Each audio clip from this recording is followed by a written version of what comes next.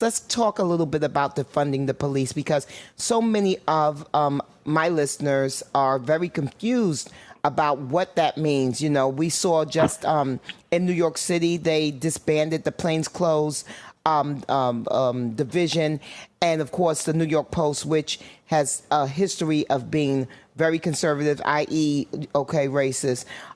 They said that because it's the plainclothes division has been disbanded, we've seen police shootings go up in New York City. And I'm like, I don't know how you can equate with something being disbanded last week with now all of a sudden the numbers have gone up. I mean, I just think that you can't conflate the two just so quickly.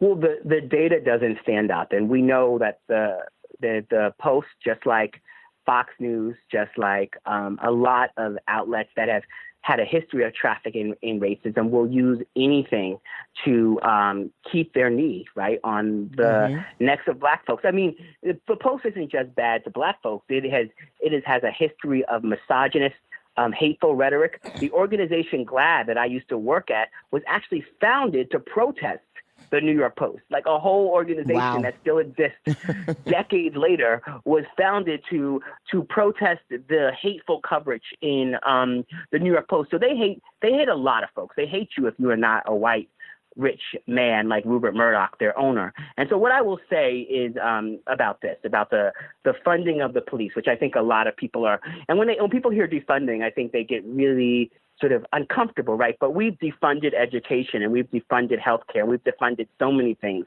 in this country. And so I want people to think of communities that they think of as safe. And communities that we think of as safe are probably communities, the first thing we probably think about is not a lot of police. We probably think of parks.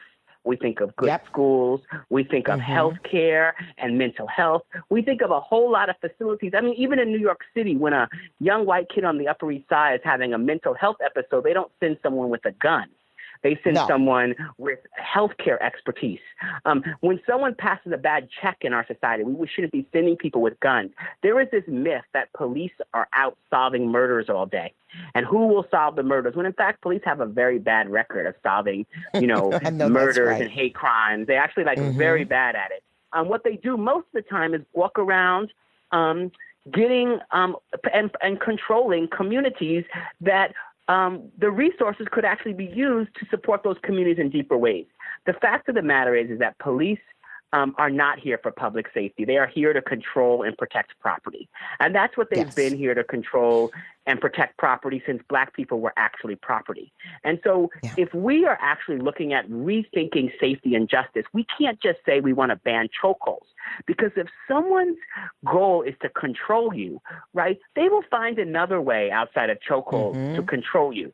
Chokeholds were banned in New York for decades, and Eric Garner was choked on camera and the police officer got off. And so what we actually need to do is downsize policing. We need to fundamentally decrease the amount of police in our lives. Just like guns, right? We can't just we can't say we're going to get a bunch of gun laws without decreasing the number of guns. And the final thing I'll just say is that if police were supposed to keep us safe, if police were supposed to keep our community safe, then they failed at it. And they failed at it over and over and over again. And so they need to be recalled. And that doesn't mean, for anyone who's listening, that we don't want a society without consequences. We don't want a society where we can feel safe, but a society where we can feel safe and communities where people do feel safe are oftentimes the communities that don't have a lot of police. And so why can't we imagine something different for Black people and Black communities?